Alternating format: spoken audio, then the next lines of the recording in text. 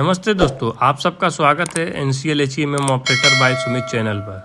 पिछले लेक्चर में हमने इंजन का इंट्रोडक्शन और क्लासिफिकेशन पढ़ा था। आज हम अपना लेक्चर 2 जो कि इंजन की संरचना एवं उसके भाग अर्थात structure of engine and its parts start कर रहे हैं। इस लेक्चर में हम समझेंगे कि इंजन किसका बना होता है, उसके पार्ट्स का क्या रोल होता है और एग्ज़ाम के पॉइंट्स ऑफ व्यू से चीज़ों को याद रखेंगे और ज़रूरी पॉइंट्स को नोट डाउन करेंगे। दोस्तों चलिए स्टार्ट करते हैं पहले टॉपिक से, जो कि है इंजन स्ट्रक्चर अर्थात इंजन की संरचना। क्या होता है इंजन का मेन काम? फ्यूल को जलाकर हीट एनर्जी को मैकेनिकल एनर्जी में कन्वर्ट करना। इस प्रोसेस के लिए इंजन के अंदर सिलेंडर, पिस्टन, कनेक्टिंग रॉड और क्रैंक शाफ्ट एक साथ काम करते हैं। जब पिस्टन ऊपर नीचे मूव करता है तो इससे कहते हैं रेसिप्रोकेटिंग मोशन, और जब क्रैंक शाफ्ट इसी रेसिप्रोकेटिंग मोशन को रोटरी मोशन में बदल देती है और वही रोटरी मोशन व्हील तक पावर पहुंचाता है, जिससे गाड़ी या मशीन अपना चलता है। बात करते हैं मेन पार्ट्स ऑफ इंजन में, तो इंजन के जो मुख्य भाग हैं। अब चलिए इंजन के इम्पॉर्टेंट पार्ट्स के बारे में यदि देखें तो पहला है सिलेंडर। दोस्तों यहीं पर फ्यूल और एयर का मिक्सचर बर्न होता है और ये इंजन का वर्किंग स्पेस होता है। बात करें यदि पिस्टन की, तो इंजन के अंदर ऊपर नीचे मूव करता है और क्या काम होता है इसका? कंबशन से बनने वाले प्रेशर को एब्जॉर्ब करके पावर को ट्रांसमिट करता है। कनेक्टिंग रॉड की बात करें तो ये पिस्टन और क्रैंक शाफ्ट को जोड़ के रखता है और पिस्टन की रेसिप्रोकेटिंग मोशन को क्रैंक शाफ्ट तक पहुंचाता है।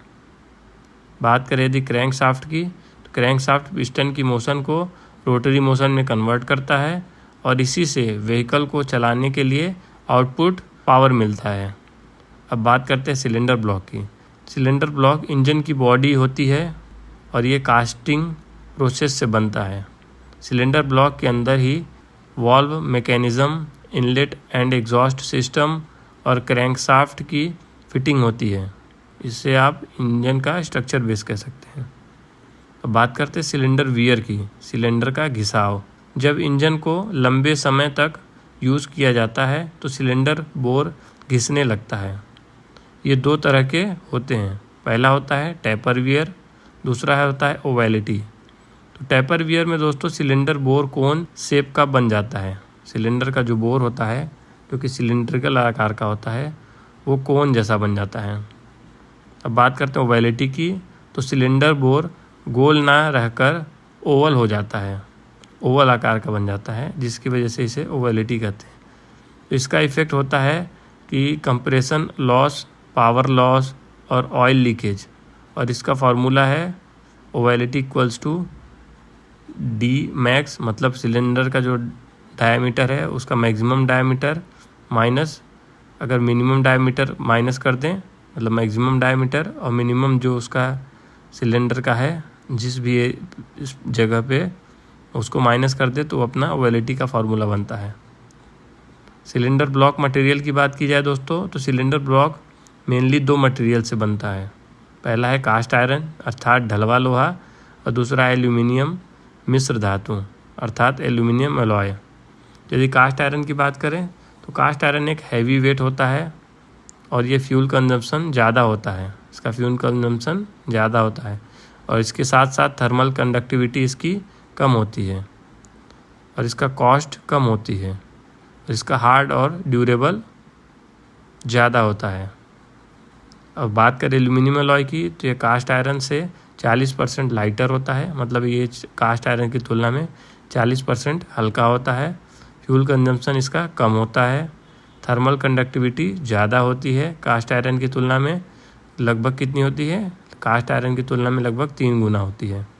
लेकिन इसका कॉस्ट ज़्यादा होता है और इसका जो नेचर होता है, ये इसका नेचर जो होता है सॉफ्ट होता है, लेकिन हीट डिसिपिटेट बेस्ट होता है इसका, मतलब हीट जो है वो एक जगह से दूसरी जगह जल्दी से ट्रांसफ़र हो जाती है, तो ये ज़्यादा अच्छा होता है हीट डिसिपिटेशन के मामले में। अब बात करते हैं क्रैंक केस की। दोस्तों क्रैंक केस सिलेंडर ब्लॉक के नीचे होता है। ये क्रैंक शाफ्ट और कैम शाफ्ट दोनों को सपोर्ट देता है, और इंजन को फाउंडेशन पर सपोर्ट देने के लिए इसमें क्या होता है? ब्रैकेट होते हैं। क्या होता है, इंजन को फाउंडेशन पर सपोर्ट देने के लिए इसमें ब्रैकेट्स होते हैं। क्रैंक केस कास्ट आयरन या एल्यूमिनियम से बनता है। इससे आप इंजन को सपोर्टिंग बेस कह सकते हैं। इससे आप क्या कह सकते हैं, इंजन का सपोर्टिंग बेस जो लोअर पार्ट का होता है, जो कि लोअर पार्ट में उपस्थित होता है। इसी के आगे दोस्तों हम देखते हैं कंबसन चेम्बर के बारे में। कंबसन चेम्बर अर्थात दहन कक्ष। कंबसन चेम्बर वही जगह होता है जहां फ्यूल और एयर का मिक्सचर जलता है। जब कंप्रेशन स्ट्रोक के एंड में फ्यूल इंजेक्ट होता है तो यहीं पर उसका कंबसन होता है। जो एरिया होता है जहाँ पे कंबसन होता है वो होता है कंबसन चेम्बर। कंबसन चेम्बर का जो शेप होता है वो अपने जो कंबसन होता है उसकी एफिशिएंसी को डायरेक्टली कंट्रोल करता है। इसलिए अलग अलग इंजन्स में अलग अलग डिज़ाइन के कंबसन चेम्बर यूज़ होते हैं। यदि टाइप्स ऑफ कंबसन चेम्बर या दहन कक्ष के प्रकार की बात की जाए तो वो इस तरह है। पहला है शैलो डेप्थ कंबसन चेम्बर। तो शैलो डेप्थ कंबसन चेम्बर की बात की जाए तो यह क्राउन में शैलो कैविटी होती है। ये डिज़ाइन बड़े और स्लो स्पीड इंजन्स में यूज़ होते हैं। यदि दूसरे प्रकार की बात की जाए तो दूसरा है हेमिस्फेरिकल चेम्बर। इसका शेप हाफ स्फीयर जैसा होता है। ये स्क्वीज कम प्रोड्यूस करते हैं। तीसरा, इसमें डेप्थ और डायमीटर का रेशियो बदलकर इफ़िशिएंसी एडजस्ट की जा सकती है। तीसरा है दोस्तों सिलेंड्रिकल चेम्बर। सिलेंड्रिकल चेम्बर के बारे में पढ़ते हैं तो इसका शेप जो होता है वो केटेड कोन जैसा होता है। इसका बेस एंगल जो है वो लगभग 30 डिग्री का होता है। चेम्बर की डेप्थ चेंज करके वर्टेक्स या स्क्वीज कंट्रोल किया जा सकता है। यदि चौथे की बात की जाए तो टोरॉइडल चेम्बर। दोस्तों टोरॉइडल चेम्बर इसका जो शेप होता है वो टोरॉइड जैसा होता है, यानी गोल रिंग की तरह, और एयर मूवमेंट के साथ स्ट्रॉन्ग स्क्वीज प्रोवाइड करता है। और इसमें स्प्रे का कोन एंगल जो होता है वो 150 डिग्री से 160 डिग्री तक होता है। टर्बुलेंस चेम्बर की बात की जाए दोस्तों अगर, टर्बुलेंस चेम्बर एक पांचवा प्रकार है। ये चेम्बर मेन सिलेंडर के बाहर की तरफ होता है, ओरिफिक के जरिए सिलेंडर से कनेक्टेड रहता है। कंप्रेशन स्ट्रोक एंड होता है तो कंप्रेस्ड एयर इस चेम्बर में जाती है और वहाँ टर्बुलेंस क्रिएट होता है। सिंपल शब्दों में कंबसन चेम्बर का शेप डिसाइड करता है कि फ्यूल एयर मिक्सचर। तो अब बात करते हैं सिलेंडर हेड की। तो दोस्तों सिलेंडर हेड इंजन का ऊपर का हिस्सा होता है जो सिलेंडर को क्लोज करता है। ये एक सील्ड सरफेस प्रोवाइड करता है जहां फ्यूल एयर मिक्सचर का कंबशन होता है। सिलेंडर हेड को आप इंजन की टॉप कवर प्लेट भी कह सकते हैं। इसमें बहुत सारे इंपॉर्टेंट पार्ट्स लगे होते हैं जैसे इनलेट और exhaust valve, rocker shaft, rocker arm, cam shaft, valve springs, ये सब जो होते हैं सिलेंडर के हेड में लगे होते हैं। सिलेंडर हेड के लिए दो मेन मटेरियल जनरली यूज़ किए जाते हैं। पहला है कास्ट आयरन। कास्ट आयरन क्या होता है, वो स्ट्रॉन्ग और ड्यूरेबल होता है, लेकिन इसका वेट जो होता है बहुत ज़्यादा होता है और इसमें ओवर हीटिंग का चांस भी बहुत ज़्यादा रहता है। जबकि दूसरा है एल्यूमिनियम अलॉय जो कि लाइट वेट होता है और इसकी जो थर्मल कंडक्टिविटी है वो हाई होती है, इसलिए हीट जल्दी निकल जाती है और ये जो होता है बेटर कूलिंग प्रोवाइड करता है। तो याद रखिएगा मॉडर्न इंजन्स में मोस्टली एल्यूमिनियम अलॉय का सिलेंडर हेड यूज़ होता है क्योंकि ये लाइट वेट और कूलिंग में बेस्ट होते हैं। तो दोस्तों अब हम बात करते हैं पिस्टन रिंग और सिलेंडर लाइनर्स की। पिस्टन जो होता है सिलेंडर के अंदर ऊपर और नीचे मूव करता है जिसे हम रेसिप्रोकेटिंग मोशन कहते हैं। इंजन के 4 स्ट्रोक सक्शन, कंप्रेशन, पावर और एग्जॉस्ट, इनमें जो होता है पिस्टन ही मेन रोल प्ले करता है। कंबसन से जो पावर बनती है उससे पिस्टन एब्जॉर्ब करता है और कनेक्टिंग रॉड के थ्रू क्रैंक शाफ्ट तक पहुंचाता है। यही पिस्टन इंजन का वो पार्ट है जो पावर जनरेट करके उससे आगे ट्रांसफ़र करता है। पिस्टन के मटेरियल की बात की जाए तो पिस्टन बनाने के लिए मटेरियल काफ़ी इम्पॉर्टेंट होता है।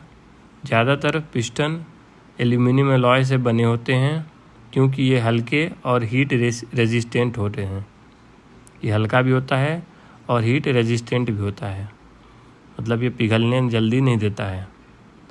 कुछ जगह पे पिस्टन के पार्ट्स कास्ट आयरन से भी बनाए जाते हैं। पिस्टन पिन की बात की जाए दोस्तों, तो पिस्टन पिन जिसे हम रिस्ट पिन या गजन पिन भी कहते हैं, वो निकेल क्रोमियम स्टील का बना होता है जो स्ट्रॉन्ग और ड्यूरेबल होता है। तो दोस्तों पिछली बार जब एनसीएल का एग्ज़ाम हुआ था तो उसमें पूछा गया था कि पिस्टन पिन को और किस नाम से जाना जाता है। तो ऑप्शन में आपके 2-3 ऑप्शन दिए थे, साथ में गजन पिन भी दिया गया था जो कि पूछा गया था।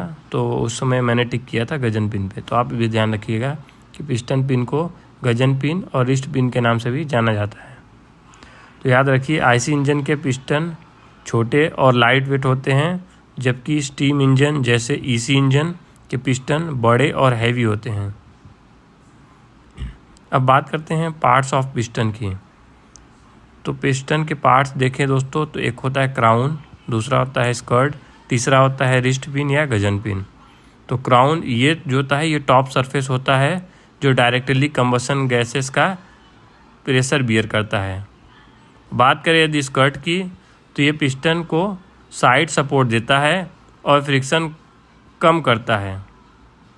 बात करें यदि पिस्टन पिन या गजन पिन की, तो ये पिस्टन को कनेक्टिंग रॉड से कनेक्ट करता है। दोस्तों बात करते हैं टाइप ऑफ पिस्टन यानी पिस्टन के प्रकार की। तो पिस्टन को अलग अलग शेप में बनाया जाता है। जनरली कुछ शेप हैं जो इसको मतलब उनको डिज़ाइन किया जाता है उस शेप में, ताकि उससे ज़्यादातर एफिशिएंसी निकाली जा सके। तो पहला शेप है क्राउन शेप, जो इस हिसाब से यदि देखा जाए तो क्राउन शेप में flat type, dome type, concave type, deflected type और इरेगुलर टाइप होते हैं। दूसरा है स्कर्ट शेप के हिसाब से। तो स्कर्ट शेप के हिसाब से सॉलिड स्कर्ट और स्प्लिट स्कर्ट। और तीसरा है स्लॉट प्रोवाइडेड पिस्टन। ये डिज़ाइन पिस्टन के हीट से होने वाले एक्सपांसन को कंट्रोल करता है। पांचवा है पिस्टन रिंग। पिस्टन के साथ हमेशा पिस्टन रिंग यूज़ होता है। इनका मटेरियल कास्ट आयरन या स्टील का होता है। तो पिछली बार एग्ज़ाम में पूछा गया था कि पिस्टन रिंग का मटेरियल किसका होता है। तो जिन लोगों ने भी इसमें कास्ट आयरन लगाया होगा उनका आंसर सही होगा। तो मिनिमम 2 रिंग लगे होते हैं या 2 रिंग लगे होने चाहिए। पिस्टन रिंग 2 तरह की होती है। पहला है कंप्रेशन रिंग, दूसरा है ऑयल रिंग। तो बात करें यदि कंप्रेशन रिंग की, तो ये पिस्टन के टॉप पर लगती है और जो हीट को सिलेंडर वॉल तक ट्रांसफ़र करती है और ये हाई प्रेशर गैसेस को लीक होने से रोकती है। बात करें यदि ऑयल रिंग की, तो ये स्क्रैपर रिंग भी इसको बोलते हैं और ये पिस्टन के नीचे साइड पर लगी होती है और सिलेंडर वॉल पर जो एक्स्ट्रा ऑयल होता है उससे स्क्रैपर करके वापस सम्प में भेज देती है। सम्प जो सबसे नीचे हिस्सा होता है वहाँ पे वापस से पूरे ऑयल को नीचे की ओर भेज देती है। यानी ये ऑयल लीकेज और ऑयल बर्निंग को कंट्रोल करता है। यदि बात करें 6वें पॉइंट जो कि है सिलेंडर लाइनर्स, तो अब बात करते हैं सिलेंडर लाइनर्स की। सिलेंडर लाइनर्स एक रिप्लेसेबल स्लीव होता है जो सिलेंडर बोर को प्रोटेक्ट करता है। ये सिलेंडर को वियर एंड टियर से बचाता है और रिपेयर को इजी बना देता है। इसका मटेरियल कास्ट आयरन या एलॉय स्टील का होता है। सिलेंडर लाइनर्स 2 टाइप के होते हैं। पहला है ड्राई लाइनर, दूसरा है वेट लाइनर। ड्राई लाइनर क्या होता है दोस्तों, ये सिलेंडर वॉल के कांटेक्ट में होता है लेकिन कूलिंग के डायरेक्ट कांटेक्ट में नहीं होता है। जबकि वेट लाइनर क्या होता है, ये कूलेंट के डायरेक्ट कांटेक्ट में होता है, इसलिए बेटर कूलिंग देता है और इन्हें हार्ड बनाने के लिए कोटिंग भी की जाती है। कास्ट आयरन लाइनर्स पर नाइट्राइडिंग होता है और एलॉय स्टील लाइनर पर क्रोमियम कोटिंग होता है। एलॉय स्टील लाइनर पर क्रोमियम कोटिंग होता है जबकि कास्ट आयरन पर नाइट्राइडिंग होता है। सिंपल शब्दों में से यदि समझा जाए तो सिलेंडर लाइनर इंजन को ड्यूरेबल बनाते हैं और ओवरहीटिंग और वियर से प्रोटेक्ट करते हैं। An engine works in 4 strokes inside the cylinder. First, the intake stroke. The piston moves down, the inlet valve opens, and fresh air-fuel mixture enters. Second, the compression stroke. The piston moves up, compressing the mixture tightly. Next, the power stroke. The spark plug ignites the mixture, forcing the piston down with power. Finally, the exhaust stroke. The piston moves up again, pushing out burnt gases through the exhaust valve. This cycle repeats rapidly, creating the motion that drives vehicles forward. That's how a 4-stroke engine works. तो दोस्तों, इसके साथ हमारा lecture 2 engine की संरचना एवं उसके भाग कंप्लीट होता है। इस लेक्चर में हमने इंजन का बेसिक्स स्ट्रक्चर, पिस्टन रिंग और सिलेंडर लाइनर तक डिटेल में समझा। अब अगले वीडियो में हम स्टार्ट करेंगे लेक्चर 3, जो कि होगी इंजन से संबंधित महत्वपूर्ण पद, इम्पॉर्टेंट टर्म्स ऑफ इंजन। सो ये लेक्चर भी एग्ज़ाम के लिए बहुत इंपॉर्टेंट है, क्योंकि इसमें आपको टेक्निकल वर्ड्स और उसके मीनिंग्स क्लियर होंगे। आपको अगर लेक्चर पसंद आए तो वीडियो को लाइक करें, अपने दोस्तों के साथ शेयर करें और चैनल को सब्सक्राइब करना ना भूलें। PDF नोट्स आपको टेलीग्राम चैनल पर मिल जाएगा, लिंक डिस्क्रिप्शन में दिया हुआ है। धन्यवाद। मिलते हैं अगले लेक्चर में, तब तक के लिए जय हिंद, जय भारत।